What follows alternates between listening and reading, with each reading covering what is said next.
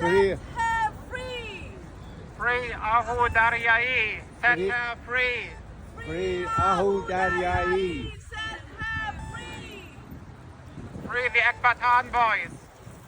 Free Ekbatan Boy. Ekbatan boys. Free Ekbatan boys. Free Ekbatan Boy. Free Varish Moradi. Free, Free Varishe Moradi. Free Varish Moradi. Free Varishe Moradi. Regime, the Ayatollah regime in Iran has kidnapped Ahu Daryai just for protesting the hijab rules. What happened is that she walked just normally without any hijab at the university, and then the morality police attacked her so violently that her clothes became torn up. In protest against it, she took off those torn up clothes, threw them after the morality police, and walked in underwear. She showed that brutal terrorist regime that they cannot force a woman to cover herself. She showed them that it is her decision what she does, and her body belongs to her. The regime is very sensitive towards women determining for themselves.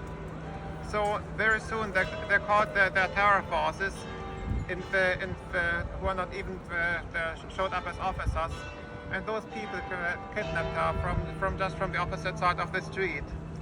So violently that her blood was found on the street. They brought her to a mental hospital despite the fact that she is healthy, only for the reason that she has protested against that regime. They wanted to destruct her mentally.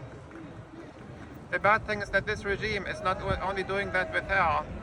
They are planning to do that systematically. That they are planning to establish a clinic where any woman who walks without a job should be put in that clinic to get mentally destructed.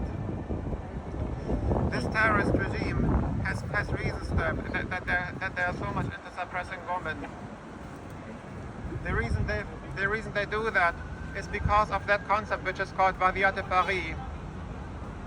Vadiat Paris means that the woman belongs to the man, and the man belongs to the dictator.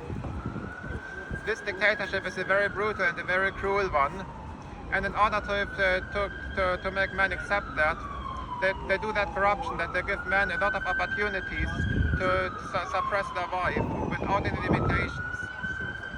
So for the women in Iran, that means that they are both under this oppression inside the family and under this oppression of the regime.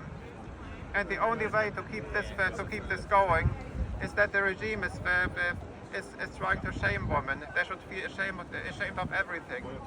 They should also especially feel ashamed of those things which men are doing wrong. So that means that if a man does something wrong, a woman should ask herself, is it my hair which was shown? Is it my voice which was heard? Have I maybe used any makeup which I shouldn't have used? Despite the fact that she didn't do anything wrong. This dictatorship is built on victim blaming. This dictatorship is built on sexism. But in 2022, the women of Iran have bravely stood up against it. We have seen huge protests all across Iran. And it was because of the very fact that the regime went too far by killing their sister, again because of the hijab rules. The regime, again because of not covering her hair fully, has brutally killed Gina Amini. And then people all across Iran became so furious that they decided that it's enough. We are going to make a revolution.